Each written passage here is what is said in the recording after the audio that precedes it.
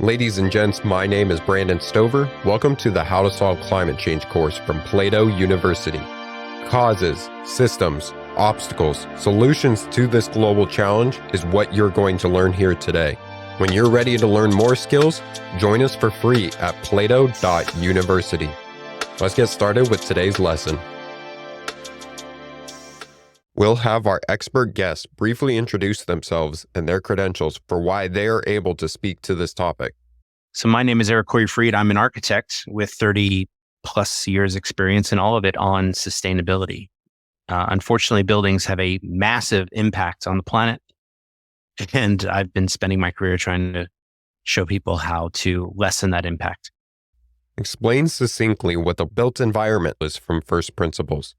At its essence, the built environment is theoretically any sort of habitat, enclosure, work area touched by humanity.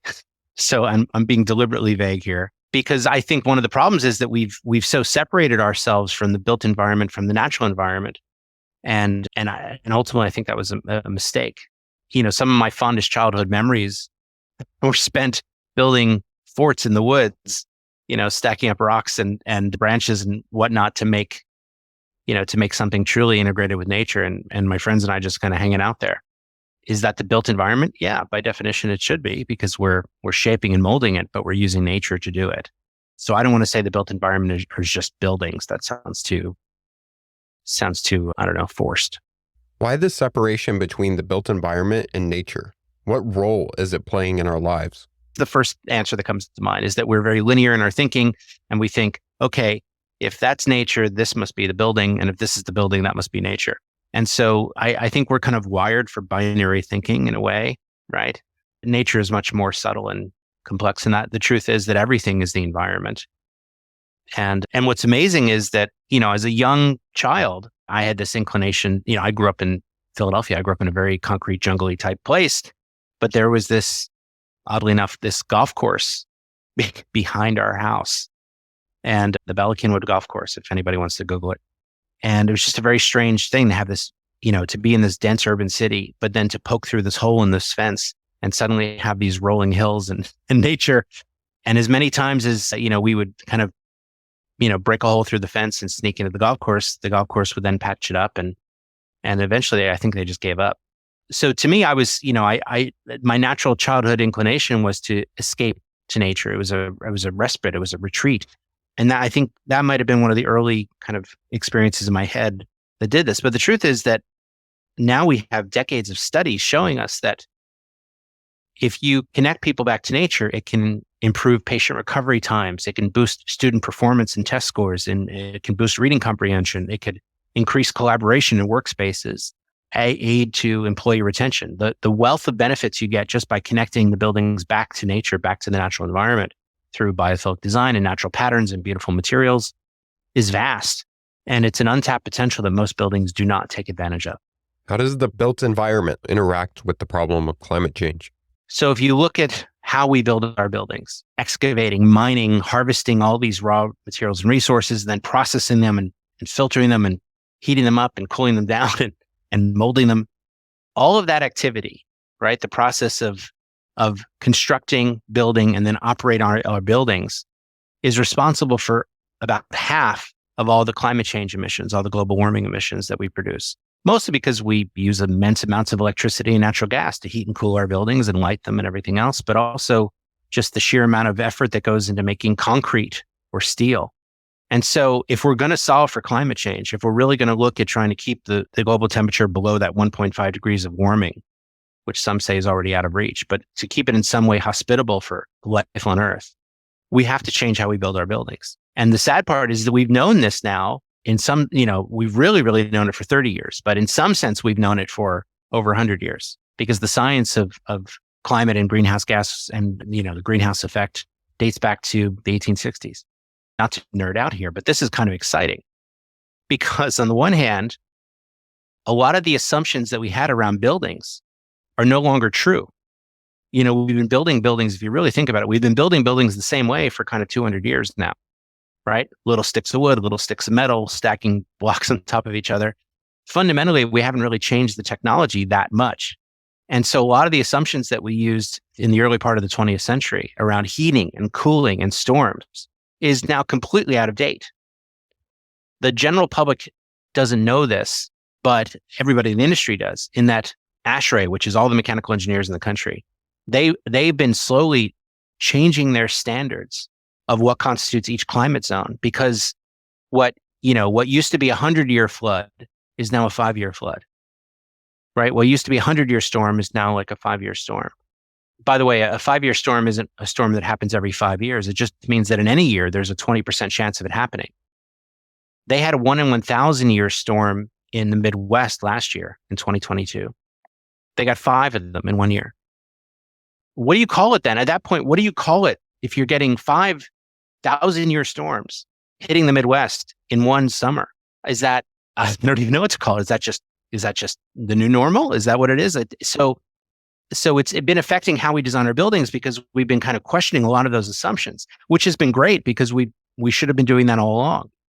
We're designing hospitals in the Midwest where we're designing them for tornadoes, because they had the likelihood of tornadoes and hurricanes and those wind forces kind of sucking off the facade of the building is now much more likely. We're doing a hospital in Miami Beach. And on our first analysis of it, we realized that this site is going to be 14 feet underwater by mid-century. So what did the client do? Well, they raised the site by 5 feet and then built a 5-foot wall. It's not the full 14 feet, but it buys them time.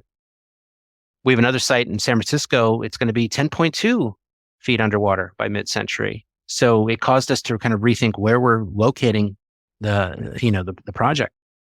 So this level of adaptation and resiliency, which has always been, obviously part of any kind of building, now because all these assumptions are now wrong, it's forcing us to really question this, and it's informing our decision making and how we build these buildings. I had a follow-up question. Thinking about the effects of climate change on the built environment, because we have specific standards for materials within a certain temperature range, because materials expand and contract. Is there a possibility of our current buildings eroding or falling apart more quickly, or not being able to be structurally sound because of an increased temperature range? It's a great question. Are you a scientist? You must be a scientist in yours. I used to be an architect. Oh, there you go. Okay. So what Brandon's referring to is that all materials have a coefficient of what we call expansion and contraction. And some materials expand or contract more based on humidity or in temperature. If you take a piece of aluminum, let's say, and you make it cold, you put it outside in the winter, it shrinks. And if you take that same exact piece of aluminum and put it in the sun on a warm day, it expands. And aluminum is notorious for expanding a lot. And you might be thinking, well, why is that a big deal? Well, most of the glass curtain walls of most buildings are aluminum and glass. And so you've got two different materials, aluminum and glass, both with different coefficients of expansion and contraction, the aluminum much more. So couldn't theoretically, if we designed, let's say, a skyscraper in Atlanta, and we designed it assuming it never gets hotter than 95 degrees, and now it starts to go up to 110, what could that mean? Could the skin pop off? And the answer is, yeah. I don't want to freak anybody out, but of course it's possible. Everything's possible. Generally, we design these things, we don't design them to the bare minimum. So I'd like to think that expansion contraction is not the issue. I think the bigger issue would be like the ones we're seeing more often is flooding in places that historically never flooded, or Category 5 hurricanes or tornadoes in places that never got higher than a Cat 2 or Cat 3. I think those kind of forces will affect the building more than expansion contraction. But certainly all that expansion contraction of any material starts to wear it out quicker. And so in metals, it leads to what we call fatigue. In wood, it leads to splintering and cracking. In concrete, it leads to spalling and seepage and the gross things. So yeah, it could just age all of our building materials, much more than we even anticipated. So it's bad all around. Over the years, I've done work with NASA, and I just finished a thing with them, and I had the opportunity to talk with a lot of their Earth observatory folks, like the folks that literally just stare at the data all day. And I said, okay, well, how are you really feeling? Because I know what the public press releases say and what the statements say, and they always try to be very measured and not create panic. But they're all panicking. They're all freaked out. They don't want to say that, but I'll say it because it freaked me out to talk to them about it. We don't even fully get how bad it's going to be because so many of the assumptions were based on this climate pathway, this called RCP 8.5. And basically the assumption was that, okay, if we do business as usual and don't do anything, this is what we expect will happen. But surely that'll never be. Surely humanity will come to its senses long before that. And so they had these other pathways that they assumed would happen, and they're not happening. And so basically it's the worst case scenario, and we don't even understand the compounding effects of all this stuff. 2023 is not over, but it will be one of the 5, if not one of the 2 hottest years on record. How do we know that? Well, because of the performance we've already seen. In fact, that's something that we just say now, is that the last 8 years have been the hottest years on record. And that's just going to be true forevermore. How might we positively influence the built environment to help solve climate change? Right now in my head, this is 35 years of me thinking about it. I think right now, my answer today will be different than what it probably will be next year. But right now in my head, the way I think about it is in terms of 5 buckets. The first bucket is, okay, if it takes a lot of energy just to make stuff like concrete and steel and aluminum and glass, that's what we call the upfront carbon or the embodied carbon. So number 1 would be finding materials that don't emit as much carbon in making of them. So that's why you've seen a lot of pushing for engineered wood like mass timber, because they zero carbon technically. Second option is the operational carbon, what it takes to run the building. So once the building's built, how much energy is it going to use? Is that energy made from electricity? Is that electricity coming from renewable places like the sun and the wind? Or is it burning coal to make it? How much natural gas are you still using in that building? Because now you're still burning stuff. Can you kind of fully electrify the building and fully make it powered by renewable sources? That's the goal with the operational energy. And if you're going to do that, then also look at how to make the building as efficient as possible. So that way you're not, just wasting your money heating and cooling it, but really finding ways to make a nice tight skin or envelope around it. So that way all the money you do use heating it up kind of stays in there. That'd be bucket number 2. Bucket number 3 to me would be looking at the health. It surprises most people when they realize that most buildings are horribly unhealthy. In fact, you can put any toxic material you want into a building except for asbestos and lead paint, right? Those are banned in the 70s through the Toxic Substances Control Act. But, take the typical school, right? A kid spends, 1/5 of their time, 20% of the country is in a school building at any time. They spend, 8 hours a day in there. It's just a lot of exposure.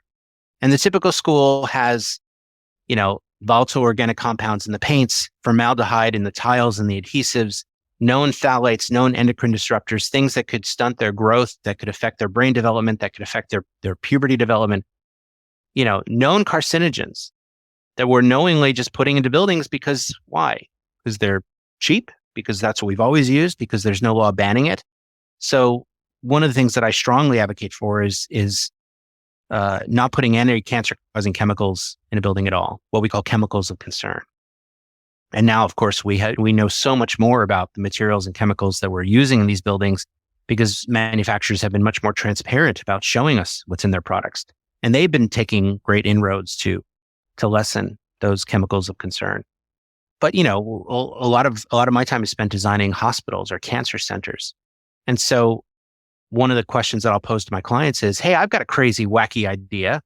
What if we didn't put, cancer-causing chemicals in the cancer center, where the cancer patients are? Wouldn't that be smart, everybody? And I ham it up like that to the clients, but I'm doing it to effect because to me, it's just so absurd. Wait, we're designing children's hospitals. We have an expertise in children's hospitals. And I love working at children's hospitals because everybody who works at the children's hospital are just, they know they're on this noble mission, right? They know that they're doing the good, but they also have a very stressful job, as you can imagine. And so I'll say to them, hey, I've got a wacky idea. Why don't we not put, carcinogens where the sick children are? Wouldn't that be smart? And everybody's like, yeah, let's do that. I'm like, okay, well, why aren't we? And I really push it to absurd levels because I need people to see how absurd it is. The traditional typical building is filled with at least 18,000 known carcinogenic chemicals. Everybody's house is filled with thousands of these things. And by the way, the cleaning products that we use to clean our houses aren't much better. So we're unknowingly filling our building with these toxins. And we know too much to remain in the dark about it. Anybody who's in my line of work, sustainability person in this world, it's funny because whenever we get together, we all kind of gripe and complain about the same stuff. But basically, I find myself very often, I'm in a room full of people that have done the same thing over and over and over again, right? They built this school or they built a hospital and they built essentially the same thing over and over again. And they're really good at it, right? They know where the breakdowns could be. They know where the costs could go up. They know how to control those things. They're really good at their job. And I'm coming in to say, hey, let's throw all that out the window. Let's do something completely batty and different. And that freaks people out. And I'm very mindful of that. And I think anybody in sustainability is essentially saying, hey, let's take away decades of tradition and question it a little bit and find a better way. And so how do you do that? We don't come charging in saying everything that you're doing is stupid, right? That doesn't work. That immediately alienates everybody in the room. You also don't come in and start bragging, well, I've got a better way. Instead, what you do is, like it's as Simon Sinek says, you start with the why. So when I go into these rooms, I'm not selling them on sustainability at all. I'm selling them on the benefits and outcomes that sustainability brings them. That's what I start with. I listen to their pain points. I ask them a bunch of questions. I ask them, what are your priorities? What are your preferences? What keeps you up at night? It's a big question I get. And then based on that, I'll make recommendations of, do you realize that we could boost retail sales in your mall, or we could boost student performance in your school, or we could boost patient recovery outcomes? And they might even say, well, oh, how do you do that? Well, I'm going to use sustainability and all of the tools in my designer toolkit to do that. But these are the outcomes that are important to you. So let's design toward those outcomes. So I don't need to sell them on sustainability. I don't want to sell them on sustainability. They don't need to be as passionate about sustainability as I am. I'm a dork, right? I don't need them as dorky as me. I just need them on board with, are these the right outcomes? Are these the things that are important to you? Help me figure out those outcomes. And then we'll find a way to get there. And so, like the cancer causing chemicals discussion is your goal to be the healthiest place for patients to come? Is your goal to create an institute of learning that lifts the spirit and the mind? And if the answer is yes, then okay, well then I'm going to use sustainability to help you get there. I don't want them necessarily on board with sustainability in that, they're as nerdy as I am. They don't need to be. They have their business. They're good at it.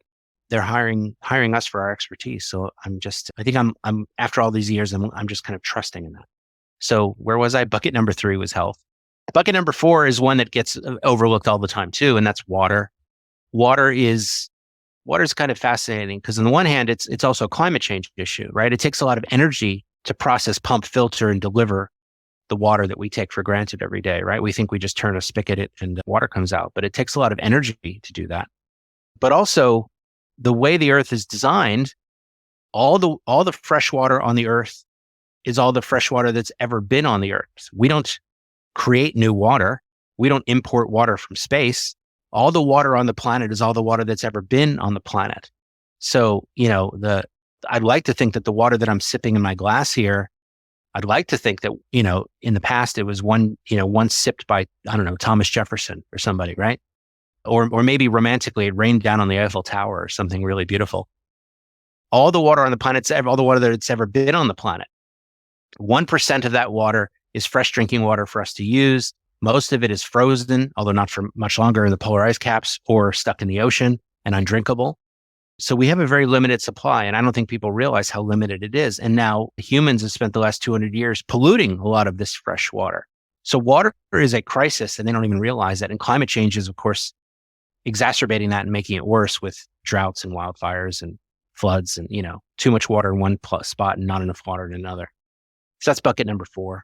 And then bucket number 5 is waste. Waste is this kind of ticking time bomb. And 25% of all landfills are made of construction waste. So buildings are really largely responsible. And so last year I wrote a book on the circular economy, which is a process of changing that paradigm from kind of take, make, and waste, what we've been doing, this very linear approach of we're just going to take stuff and we'll use it for a while and then we throw it away, changing that take, make, waste approach to what I call a harvest, make, and remake over and over and over again, kind of bending those loops into what we call a circular economy. It's very popular in Europe, not so popular in the US. And by writing the book, my hope was that we would kind of help change that. So I think you're all going to hear a lot more about the circular economy in the coming years. But those are the 5 buckets: embodied energy and carbon, operational energy and carbon, healthy materials, water, and then headed towards zero waste. And trying to really get to zero for all 5 of those buckets would be a great thing. What are the best resources to learn more about the built environment in relation to climate change? Well, how I guess it depends on how far down the rabbit hole one wants to go.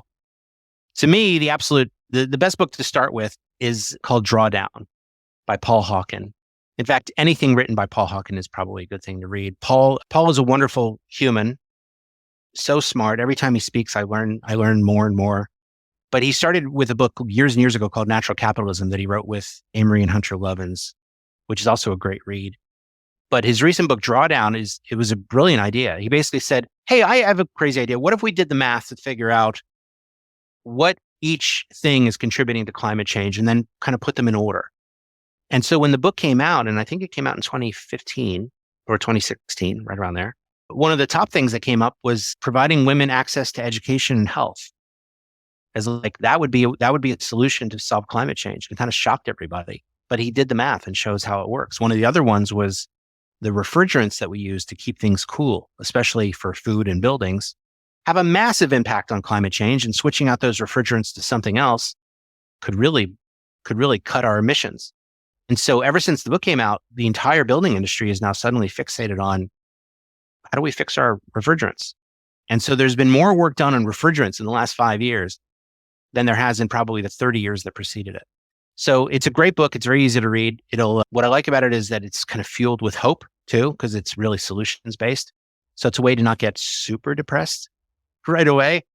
Another great book, and this is kind of a classic, is by Ray Anderson. Ray Anderson was the founder of Interface Carpet, and he passed away, unfortunately. But he has a book called Mid-Course Correction, because basically when he was in his 50s, he kind of got bit by the sustainability bug. And he completely converted his company over to what they called climbing Mount Sustainability. And the book chronicles the story of kind of what happened and how he did it. There's a lot of amazing books like that. But those would be the 2 that I would like if you just want to start. And then maybe a third one just to throw in for fun, other than my own books, would be Cradle to Cradle by William McDonough and Michael Braungart, which kind of talks about this circular economy approach in a very interesting way. Instead of taking a material from cradle to death, birth to death, cradle to cradle kind of is this idea of a truly circular economy. Right now, you're speaking to passionate students who want to actually solve problems like these. What top 3 skills should they study so that they actually have the ability to do so? Oh, that's a great question. I did this exercise with my grad students. I started doing it with my grad students. Now I do it with any student that reaches out to me, because there's a lot of them. And so I get students from all over the country, sometimes the world, that say, I want to be part of this. What do I do? And the advice that I give them is, well, just start. Don't wait. So your question about what skills, one would be just having enough gumption to just start going. Number 2 would be however you can present yourself or present your ideas, whether it's through writing or speaking or singing or dance or whatever your format is, doesn't matter. Public speaking, whatever you find can convey your idea to a large group of people, do it. So, you don't have to be a great public speaker if you're a good writer. You don't have to be a great writer if you're a good graphic designer. You can make infographics, right? But find whatever your medium is that you like and start sharing your ideas. And then number 3 is what I call filtering. I think of my purpose in life, and I think you feel this way a little too, but my purpose in life is to take these complex ideas, some of which are very disparate and seemingly disconnected, and kind of pull them all together and put them into a format that people can understand. I think a large portion of what I've been doing as an architect, what I've been doing writing these 12 books over the years and speaking all over the world, it's really just me being a filter of like, hey guys, this is important, or hey guys, I'm excited about this, and here's why you should be too. And just taking that information and making it palatable. And what I love is, I'll be at a conference or something, and someone will come up to me and say, oh my God, I heard you speak 12 years ago. And I go, oh yeah, how have you been? Like, I don't remember. But you spoke at my school 12 years ago, and you had this analogy about concrete, and I still use it to this day. To me, that shows that idea of filtering works, that I gave them something that took these complex ideas and made it very understandable to them. So that would be my advice to anybody is really try to hone those 3 skills. Any final recommendations for the audience? One of the things that I do with students when they talk to me is I go, look, do you have do you have a problem around you that drives you crazy? Some sort of sustainability problem. Maybe it's in your house, maybe it's in your neighborhood, maybe it's on your campus, maybe it's in your city, maybe it's in your state, maybe it's a global problem, but whatever it is, do you have a problem that drives you nuts? And they always all say, yes, of course. I go, okay, could you right now, with no further schooling, could you potentially brainstorm solutions to that problem that you identified? And this is where they start to fall apart. They go, well, I've never done that before. I go, yes. But what if I had a gun to your head? Could you come up with solutions to the problem that you identified? And they go, well, yeah, if you had a gun to my head. I go, okay.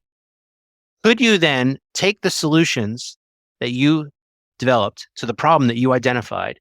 Could you find a way to package that solution in a way that people could understand it? Again, gun to your head. Could you do it right now with no further training, no further schooling, no nothing, just right now, take these solutions and package them in a way that people could understand it? And they go, yeah, I think I could do that. Okay. Could you then deliver that package of your explanation of your solution to the problem that you identified? Could you deliver that in a way that has passion and enthusiasm so it gets other people excited? Could you do that today? Again, gun to your head. Could you do that today with no further schooling, no further training? And this is where, well, I don't know, I wouldn't be very good at it, but I'm like, yeah. But if you were forced to, could you? And they said, well, yes, I think I could. I said, okay, then let's recap. Right now, without any budget, without any further schooling, without any further training, without an accreditation, right now, given your current amount of knowledge and schooling, you can identify problems that need to be solved, brainstorm potential solutions to that problem, package it in a way that people can understand it, and then present that in a way that gets people excited. You can do all of those amazing things right now. So my question for you is, why aren't you? What are you waiting for? What's holding you back? And that leads to an interesting discussion, because it's usually about fear or insecurity, or I've never done it before. What if I look stupid? And so I can address each of those things to them.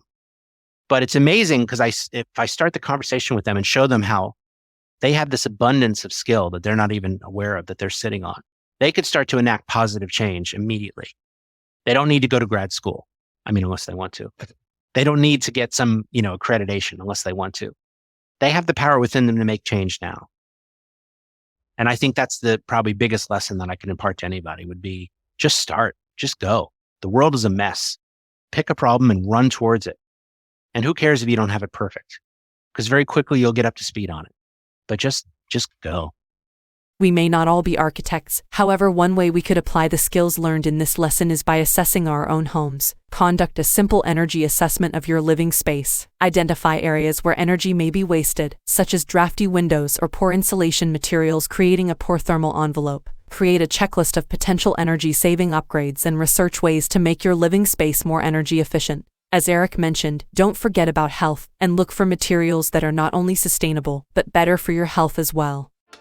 Thank you for taking the How to Solve Climate Change course.